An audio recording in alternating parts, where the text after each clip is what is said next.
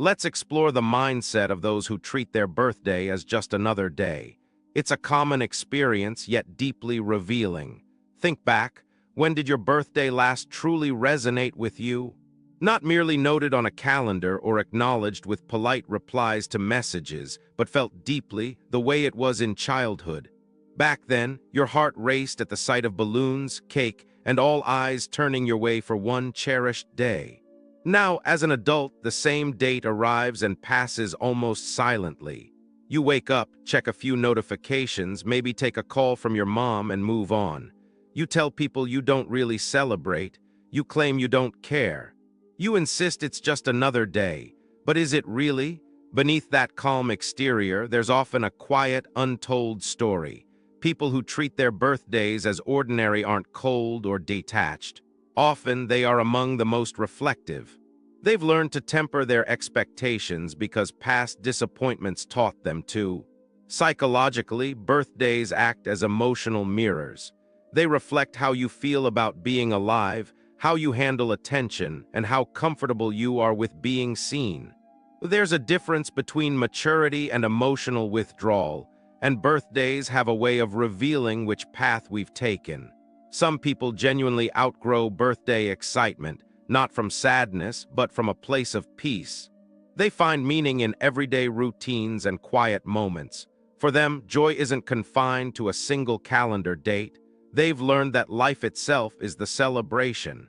For others, birthdays stir subtle anxiety, not about aging but about memory.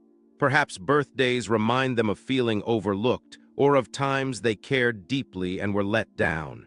It's a form of protection disguised as indifference. This is where the psychology becomes fascinating. When we face repeated emotional letdowns, our minds adapt by lowering expectations, a process known as emotional self-protection. We reduce anticipation to avoid disappointment. We train ourselves not to hope too loudly. While that might sound somber, it's actually a form of emotional intelligence, a way to maintain balance. The brain chooses stability over excitement when excitement has often led to pain. But over time, that same self-protection can mute joy. The heart that once shielded itself becomes overly cautious. You start moving through your own life like a guest at someone else's party, polite, observant, but distant. Think about how many people smile and say, "Oh, I don't really do birthdays," yet later replay the day in their minds. They notice who didn't message, who forgot, who stayed silent. We all do it. Even those who claim not to care, because caring is human. Pretending not to care is still a form of caring, inverted and tucked beneath a composed exterior. Psychologists call this avoidant validation behavior.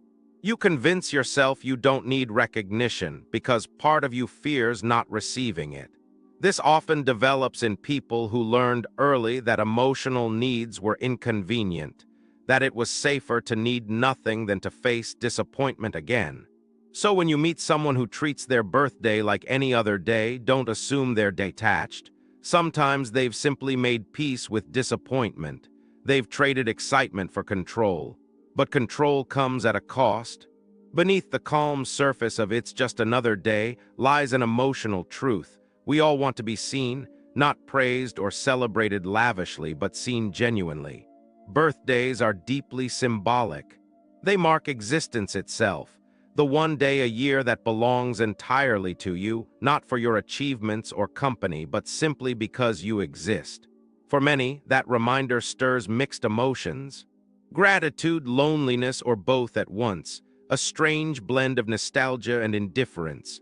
That's because birthdays, whether we realize it or not, remind us of time. They show us how far we've come and how far we haven't. That's the silent psychological trigger many overlook. For some, treating their birthday as ordinary is a way to stay emotionally grounded, to keep time from feeling too heavy.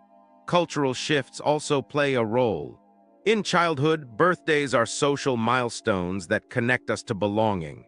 In adulthood, that spotlight can feel strange.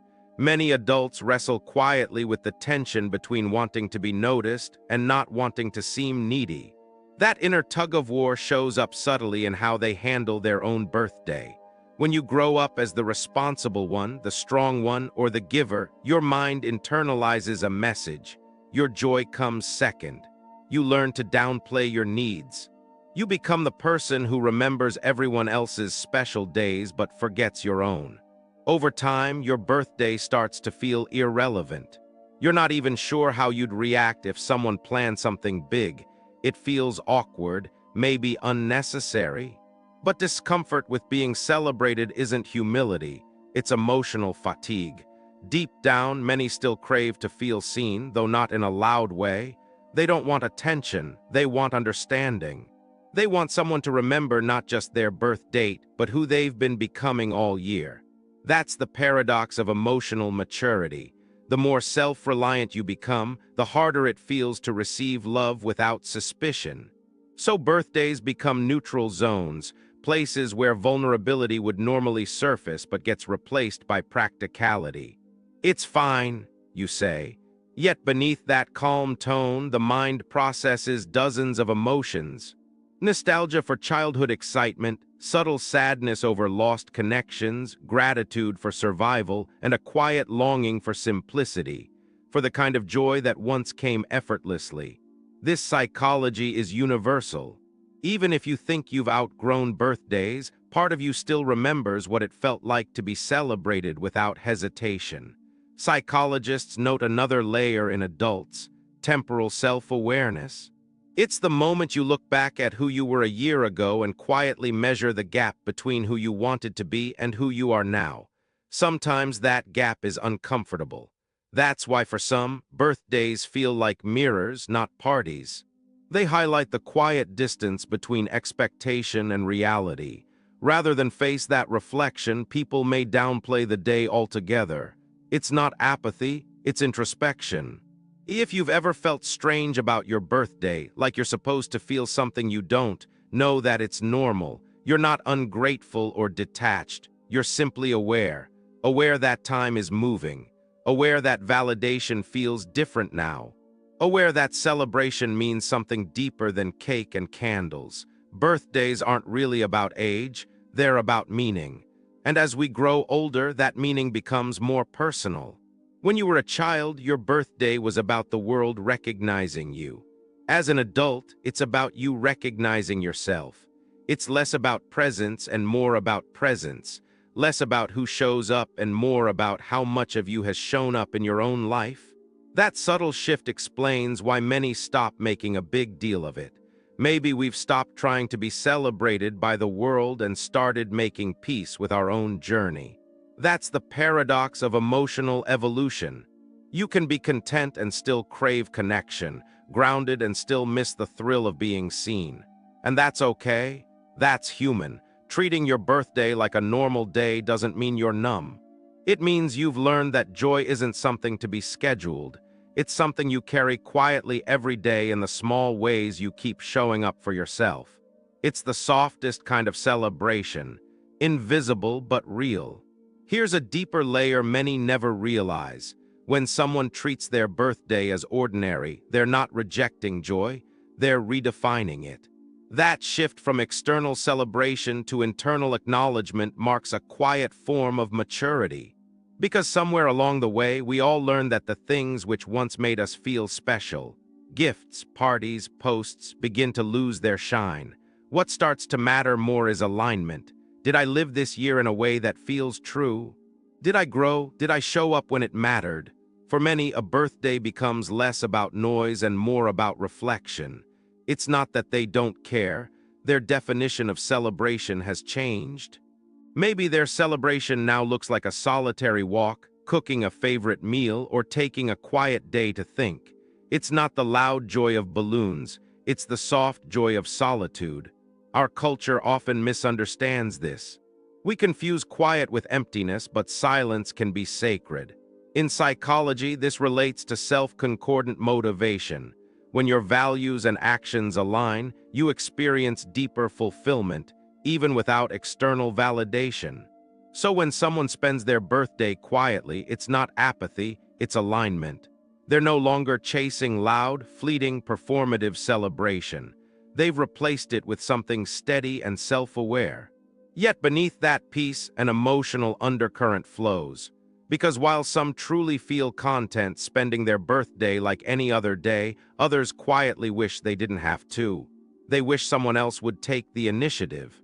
They wish they didn't have to pretend it doesn't matter. That tension between wanting to be seen and wanting to seem unbothered is one of the most human contradictions. We all feel it. The longing to be noticed without asking, the desire to be celebrated without requesting space for it. It's the universal ache between independence and intimacy. Psychologically, this ties into earned secure attachment. People who have faced emotional disappointments, perhaps growing up where affection was inconsistent, learn to depend on themselves. But even the most self-sufficient carry a quiet hope that someone will see through their armor. So a birthday becomes a subtle test, not one you announce, but one your mind quietly observes. Who remembered?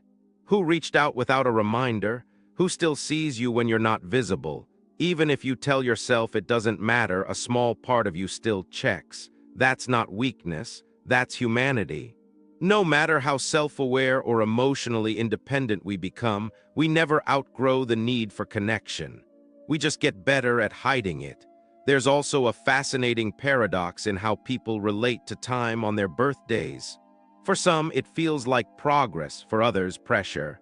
The brain processes that pressure differently based on emotional history. If your past years have been fulfilling, birthdays feel like milestones. But if the last year has been heavy or confusing, a birthday can feel like a subtle confrontation, a reminder that another year has passed and unanswered questions remain. That's why many prefer to blur the day into the rest of the week. It's not denial, it's self-preservation. Yet even in that quiet, the day carries weight. It stirs memory, gratitude, regret, and nostalgia all at once. It's as if your subconscious takes inventory of everything that's changed and everything that hasn't. In that internal dialogue, something powerful happens. You realize that birthdays, stripped of tradition and expectation, are checkpoints of consciousness. They force you to pause, even for a moment, and ask, am I living honestly? Am I still becoming someone I recognize? Do I like the story I'm telling with my life? When you treat your birthday like a normal day, it doesn't mean you're avoiding these questions. It might mean you're facing them quietly, privately, without an audience. Because not every kind of growth needs to be broadcast. Some growth is invisible, in how you react differently, forgive faster, complain less, or find beauty in moments once overlooked. Maybe that's the truest celebration, when you don't need the day to feel extraordinary because you've learned to find the extraordinary inside the ordinary. Still, there's a gentle truth worth remembering. Even the most self-sufficient souls deserve to feel special sometimes, not because they need validation, but because recognition nourishes the parts of us that carry others. Those who treat their birthdays like any other day are often the same people who hold space for everyone else's milestones. They're the quiet anchors in their circles, the ones who remember your important dates, check on you first, give without keeping score. Sometimes these individuals forget that they too deserve light, that it's okay to let others give back, that joy doesn't have to be earned by being strong all year. Even the calmest souls need warmth. Even independent hearts need to be seen, not for what they do, but for who they are. There's nothing wrong with wanting that. There's nothing weak about missing it. If you've ever felt that quiet ache on your birthday, the kind that doesn't demand attention but hums beneath your chest, that's your heart reminding you that connection still matters. It's reminding you that you're human, and that's the whole point of the day. It's not to celebrate perfection or achievement, but to honor the fact that you're still here, still learning, evolving, trying to make sense of what it means to live. So maybe the psychology of those who treat their birthday as ordinary isn't about indifference at all. Maybe it's about integration, the merging of joy and reflection, the acceptance that not every emotion has to be loud to be real. Yet even in that peace, there's space for small gestures. One text can still make someone's day, one voice note, one call, one moment of presence. For them, it's not about the size of the celebration, it's about sincerity. It's about being reminded that their quiet existence still ripples outward, still matters to someone. And maybe that's the real psychology here. Deep down, none of us truly want to be invisible. We just want to be loved in the language we understand. Some want fireworks, others want peace. Some want surprises, others want consistency. Some want crowds, others want one person who listens. And that's okay. There's no right way to experience your own existence. So if your birthday feels ordinary, if you went to work, made coffee, checked messages, and carried on, maybe that's not something to fix. Maybe it's something to honor. That's not detachment, that's gratitude in disguise, but at the same time, let yourself be soft. If you miss the excitement you once had, it's okay to feel that too. Missing your younger self doesn't mean you've regressed. It means you're remembering what innocence felt like before the world taught you restraint. Perhaps that's the greatest gift you can give yourself on your birthday. To remember the child who once counted down to midnight with glowing eyes, who believed one day could hold infinite magic. That child is still inside you, waiting not for a party, but for acknowledgement, waiting for you to whisper, "Hey, I see you." That's the kind of celebration that doesn't fade when the candles go out. It stays with you. So if your birthday ever feels like just another day, don't feel guilty. It's not emptiness, it's evolution.